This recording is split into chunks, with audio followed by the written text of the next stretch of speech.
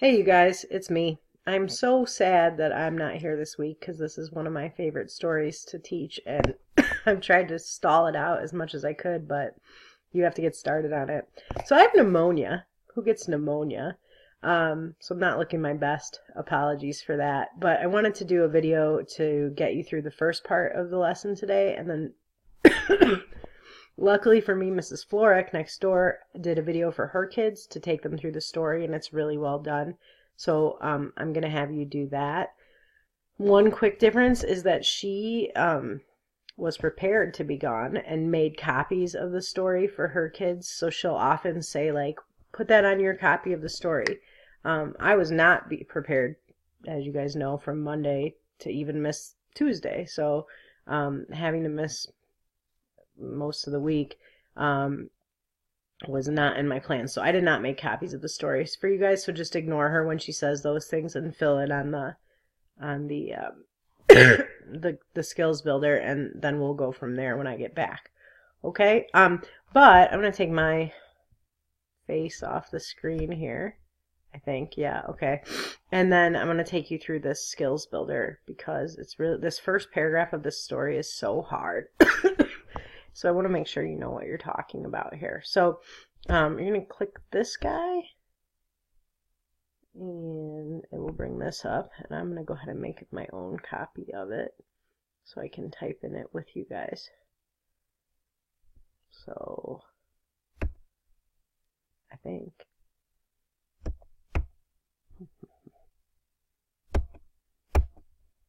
maybe not.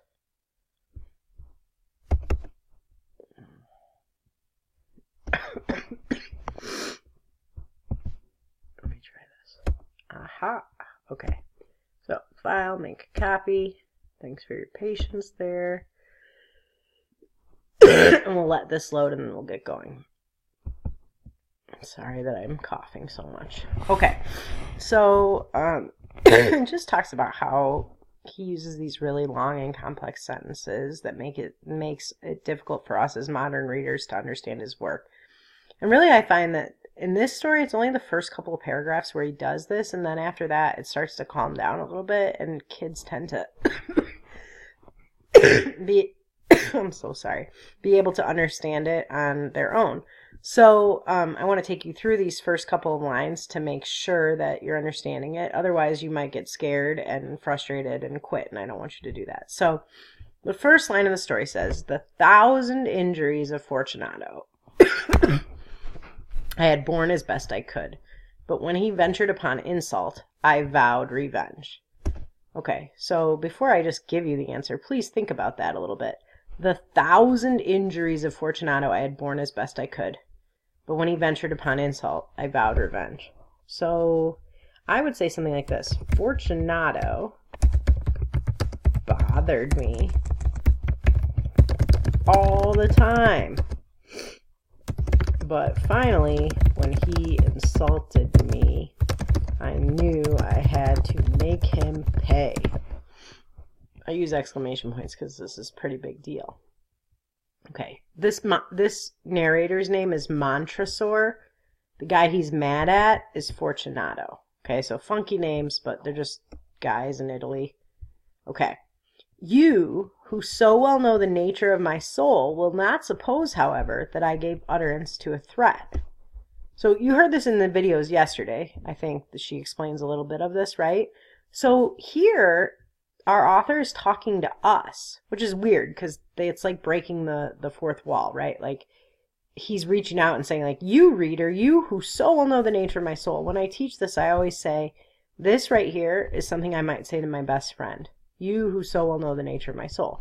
So that is something like, "You, reader, know me so well that you understand," and then, "you will not suppose, however, that I gave utterance to a threat." So you ask yourself, what did he not do?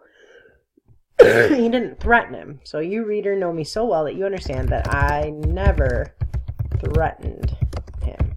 So he's crafty. He really wants to get back at this guy, but he's not going to tell him that because then the guy would be prepared for it. So he just keeps it a secret.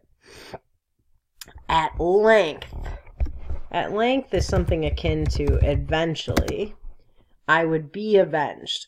This was a point definitively settled, but the very definitiveness with which it was resolved precluded the idea of risk.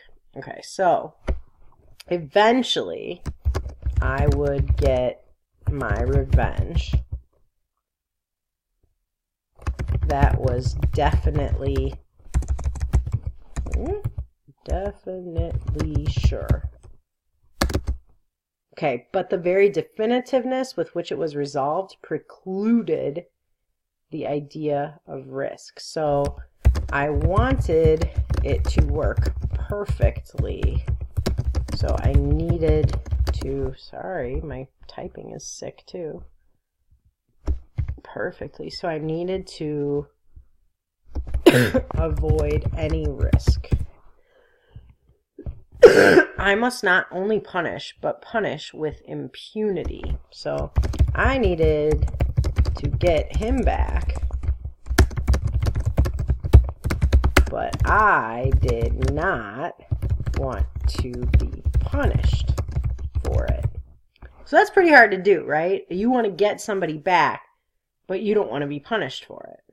So right now you should be thinking of ways that that could happen, right? I always give the example of like on the soccer field, right? If somebody elbows me in the eye and I don't like it, then I might seek revenge in some way, shape, or form. But if I'm going to do that, well, then I can't be doing it right in front of the referee where I'm going to get a yellow card.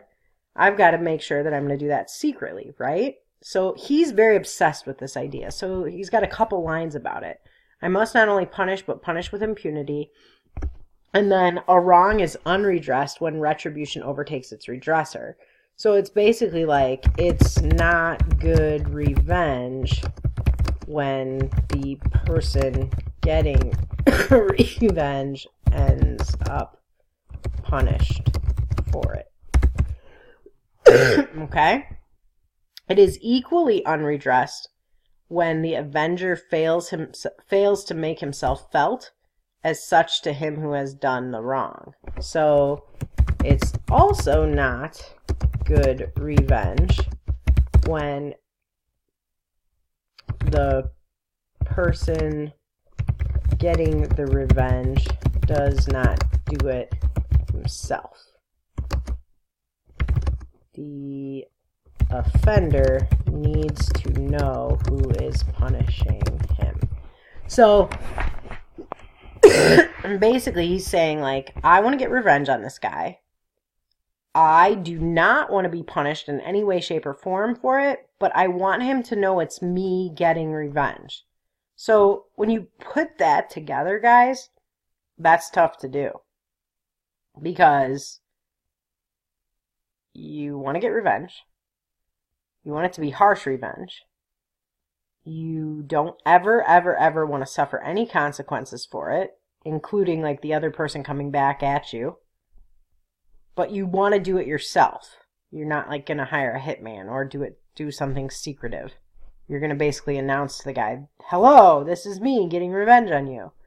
So by now you should be drawing the conclusion that the only real way to get that type of revenge is murder. So that is what you're going to be looking at in this story. So I don't need you to do this main idea part, but let's talk through it, right? If you skim the passage, you determine that the topic would be revenge, right? And so I would want you to say something like, Montresor desires perfect revenge against Fortunato.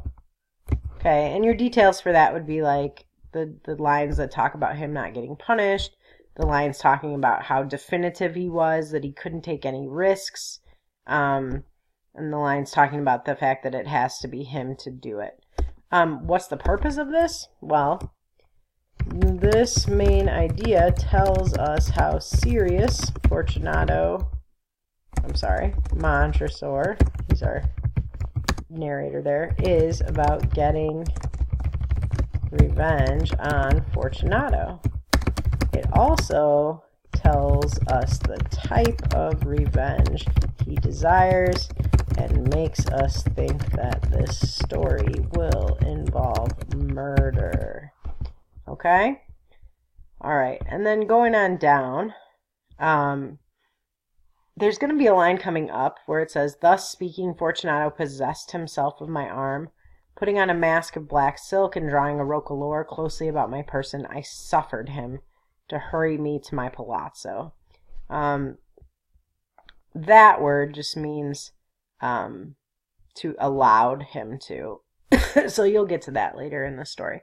You can ignore that last main idea. So you don't have to really turn anything in there, but I did want to make sure that I just taught you guys what those lines meant.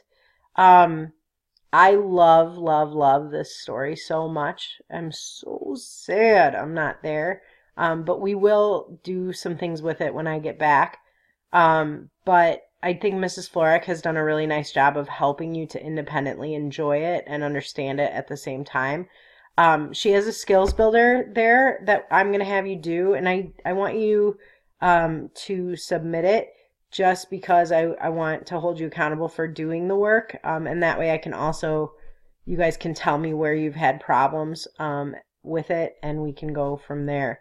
So try your best, do a good job, and I'm sure that you will enjoy it. It's a crazy, crazy story.